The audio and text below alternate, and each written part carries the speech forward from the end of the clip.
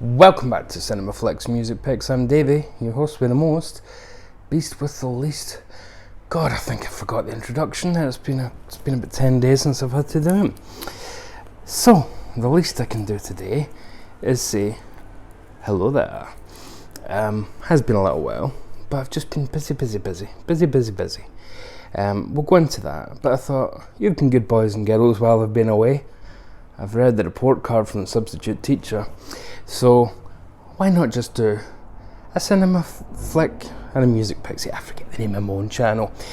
The name of the channel was a kind of fun challenge to be obstinate. If you can't remember the name of a channel, you don't deserve the channel. That's why I'm terribly unpopular. That kind of patronising but lovable nature. So, the cinema flick just arrived today, one of the best movies of the last 10 years by any metric. And it's dedicated to my boy, dedicated to NJ. We're not jonesing around today, NJ. This is for you, Nate. I know you're getting it as well. It is the new second sight edition of The Witch, or the Witch, as people think it's funny to call it because they spell it in that old style of writing. But it's The Witch, okay? It's a witch. They didn't go around saying the Witch. You know, unless it was a Scooby-Doo cartoon. Witch. Kind of quaver in my voice. That might be a new career. Right. So, The Witch, Robert Eggers' breakthrough movie before The Lighthouse and the recently acquired The Northman, which showed on Sea of Tranquility last night. We'll go into my extracurricular activities now in it.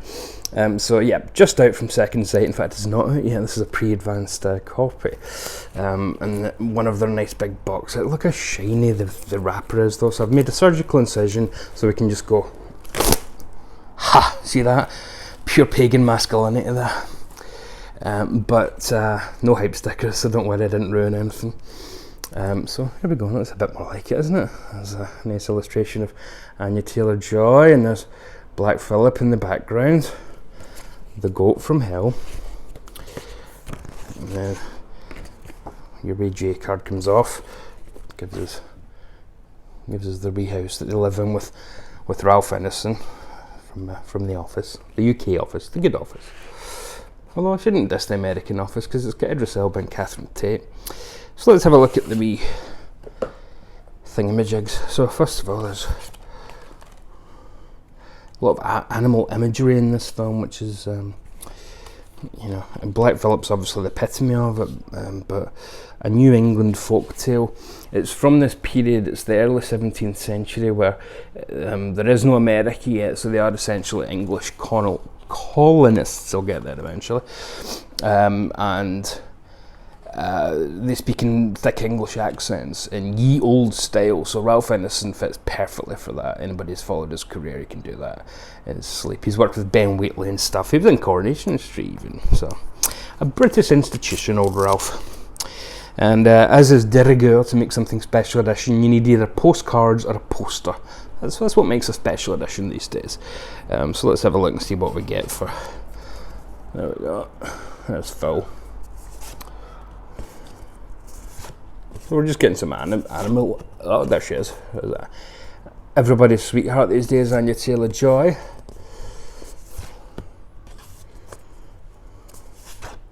It's really creepy. I mean, essentially, it's a bit Blood and Satan's Claw, if you haven't seen The Witch, but it's even more small scale than that. It really is a case of just one family, a little bit of woodland across from their house, and a witch. And that's it. There's your review of The Witch. No, it's a fantastically tight, taut story. See, tight and taut, two different words that sound similar but mean something a bit different.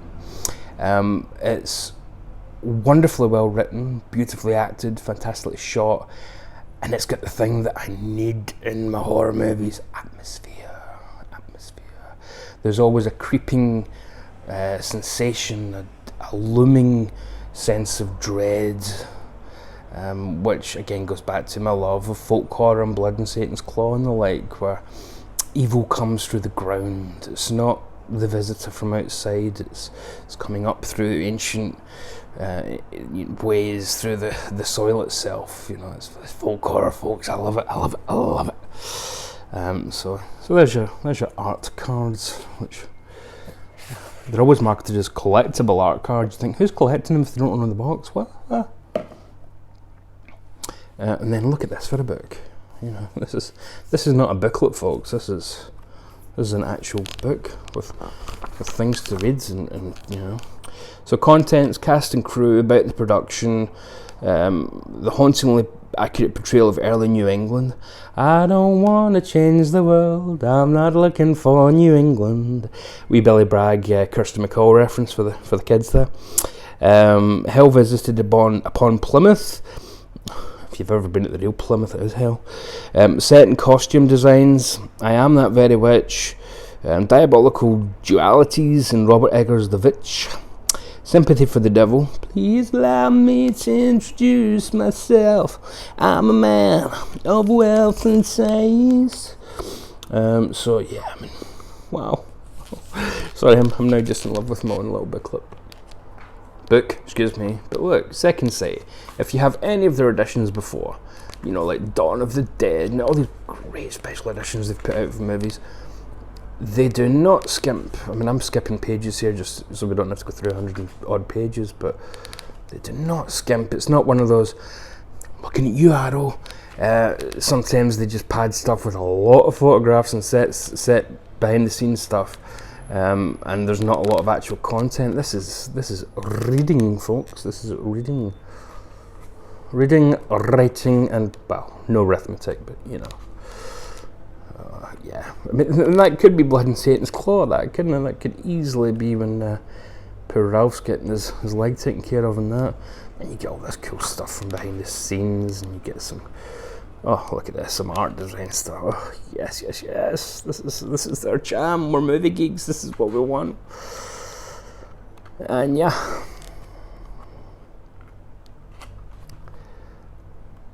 Yeah, so just so much good stuff here. Spoilers. No, it's not that kind of movie that you could spoil. It's all about the atmosphere. It's very much a journey, not the destination kind of movie.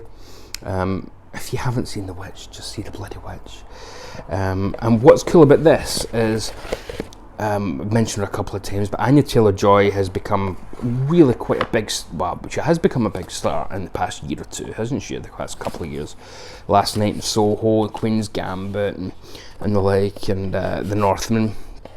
But she comes back for this, so she's not saying, oh no, it's something I did when I was just getting discovered. She's on this for new extras, not just archival stuff. So I won't go through everything, but it's 4K and Blu-ray. New audio commentary by writer and broadcaster Anna Bogusta. A Puritan Nightmare, a new interview with Robert Eggers. Embracing Darkness, a new interview with Anya Taylor-Joy. A new interview with Ralph Ineson. New interview with Kate Dickie, she's the mother. Caleb's Lament, new interview with Harvey Schreman. Then Primal Folktale, interviews with the cast and crew. A Q&A from the BFI the year it came out, with Robert Eggers, Anya Taylor-Joy, Ralph Ineson, and Jay Van Hoy, the producer. And then Brothers, which is a short film that Robert made before this. And then the limited edition contents, Rigid slipcase, with artwork by Peter Diamond, Neil's son, probably. 150-page hardback book with new essays by Emerson Baker, Daniel Bird. I won't go through everybody there, Chris. Stills costume production gallery, 6 collector's art cards. It is the definitive version of a modern classic, folks. And if you don't like that big old 15 there, you don't worry, it's only on the J card. So yeah, there we go. That is the Witch. And then have to thank Pete from SOT for this one, because he was hipping us to a new label called, God, what was their name again? Numero. Who put out a bunch of cool 70s rock compilations, a bit like Nuggetsy stuff, but more hard rock and whatnot. and I was looking at their catalogue, and I was going, yeah, I quite like some of this rock stuff. Oh, that looks cool. That looks cool. Oh, wait a minute, never mind the rock. What's this? Yoink! And it came in 2 days. And I thought it was just going to be a little 2 CD set or whatever. It's a big box. It is Purple Snow, forecasting the Minneapolis sound. So this is 70s Minneapolis. Look at that. It's 70s Minneapolis. As you can imagine from the title, forecasting the Minneapolis sound, Purple Snow. It's playing off the idea this is where Prince comes from. So is all the bands that Prince came up with through Minneapolis. But look how it's presented. First of all, another rigid hard case. We do love our rigid hard cases. And look at this. It's like a lovely cloth book. Again, no skimping here, no skimping. And then your CDs are presented in either one of the surrounds here. But, you know, again, this is just absolutely stacked full of the bands that were playing in Minneapolis. All sorts of information. That looks like the cover for a different type of thing you could buy, doesn't it? Whoo! But yeah, so I mean, it's like it's got Jimmy Jam's first bands in here, and Andre Simone, and a couple of members of the Time. I mean, it's just, and it's jam packed with information. I was having to go at reading this last night, and I just had other videos to do with and whatnot. So it's full of the kind of acts that were playing at First Central alongside Prince coming up through the Minneapolis scene, and ones that made it, ones that Prince would later work with, ones that have kind of been forgotten. But wow. Alexander O'Neill's even in here before he became Alexander O'Neill. When he was actually really, really good. God, you can even see the style that Prince comes from in these kind of styles. But wow, God, that even looks backstage at First Central, doesn't it? It looks like Purple Rain. But yeah, wow. So you get wonderful credits. Everything's catalogued in full, and then your final disc at the back there. But yeah, I mean, it's even called A and B side, so they know what they're doing here. They know who they're pumping it to. So 94 East, who Prince did work with, you can get a recording of Prince pre-Prince, the album, his debut album, For You, and Prince before that he was working with 94 East. Wanted to release stuff, but he was too young and he couldn't actually release it, so he worked with them. Orville Shannon, Mind and Matter, Haze, Prophets of Peace, Cohesion, the Lewis Connections, so there's another connection. Herman Jones, Walter Lewis, Flight Time, some of them would work with Prince later on. A couple of them would work with Morris Day. Alexander O'Neill was on a couple of tracks. Andre Simone is on this too as well. So yeah, I mean, it's very much that great early Minneapolis sound where they take the Philly sound and they funk it up. So it takes the soul of Philly, with the Gamble and Huff kind of stuff, funks it up, realizes we're also on the disco age, so people are going to want to dance and boogie for it as well, but doesn't forget that you can also rock out a little bit with this stuff. So yeah, the Minneapolis scene, late 70s. I paid $12.99 for this. That's why I thought it was just going to come in a little jewel case. £12.99, and then this behemoth turns up, and it's Purple Snow, brilliant, forecasting the Minneapolis sound. Only wanna see you in the purple snow. Purple snow, don't let go. Anyway, that was a cinema flick and a music pick just to tide you over while I've been away. While I've been away, I've not been anywhere. That's a strange thing. I've been here more than ever. But what have I been doing? So I can't remember what I filled you in on the last update. Early onset dementia's terrible. I don't have it though. That was a separate comment. So I am weird, aren't I? Yeah. All right. Well, all right. Let's get weird, man. Let's get weird. Matthew McConaughey all of a sudden? What's going on? So I've been doing stuff with Ryan over at Ryan's Final Destination. It's been an absolute pleasure. We're doing a whole series about U2. Not U2, but if you want, if you're interested and you think you should have a video made about you, tell me, I'll make a video about you. I don't care. I'll make a video about anybody. And look, I'm even in my lazy boy these days. That's how lazy boy I am. I've got to feel like the granddad from Werther's Original. When I was a young man, my grandson, my whatever, you know what I mean. Anyway, so I'm on Ryan's channel. We've been talking U2. We're going to be talking Prince next week again. We already did one Prince, Best of the 80s with Armando. The U2 videos with a whole bunch of the gang. On Monday we're going to be doing stuff with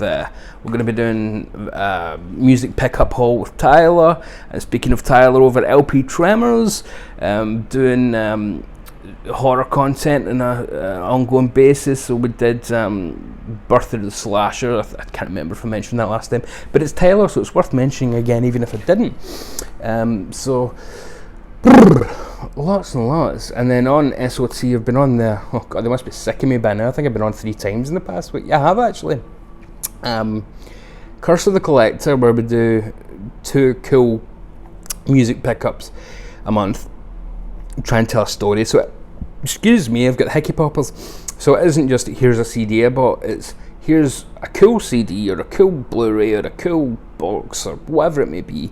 And try and have a little story behind it, you know, a little bit of a narrative, a little bit. Here's why it would appeal to a music geek kind of thing. So check that. I'll link everything because I've got fuck all to do today. I love days like this. Homework assignment, album homework assignment. Me and the only other Scot in Sea Tranquility, Mr. Stephen Reed, faced off in the final instalment of album homework assignment for the moment. And very kindly, and I will modestly mention, a few people in the comments said this was the best episode yet. Why is it the finale? Well, go out on top, I think. So yeah, we had a blast filming it. Looks as though quite a lot of viewers had a blast watching it. I think Stephen was a bit blasted making it. But yeah, terrific fun. That's well worth a watch, if I do say so myself. Just for Pete and Stephen though, not for my waffling, my piffle. And then last night I was on Curse of the Collector talking about just recent horror pickups and cult pickups and sci-fi pickups, of which one was, I won't go through everything because you can just go and check it out yourself, but while we are on the subject, one of which is Robert Eggers' The Northman, with again Anya Taylor-Joy. So, you know, this is the HMV exclusive first edition box, with art cards, folks, with art cards. Yeah, it's a deluxe edition. Yay!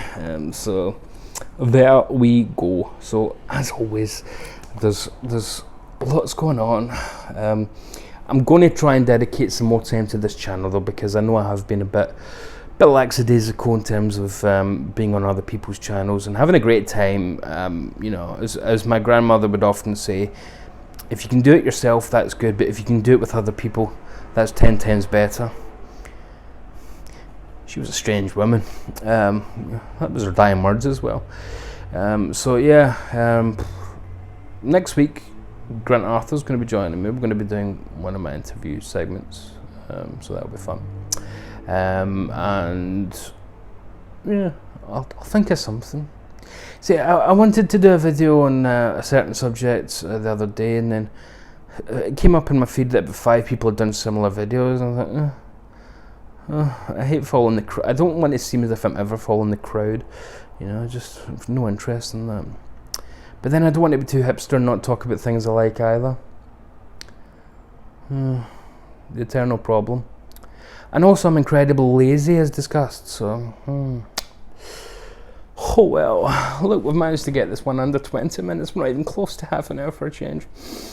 Folks, I will return sooner than this previous absence. I will be back next week regardless with Grant, but I'll stick up a wee solo video before then, or just after then, or maybe at the same time, just to confuse you all. Until then, though, you know the drill. Just be careful out there, huh? For me, love and mercy, my dears. Love and mercy.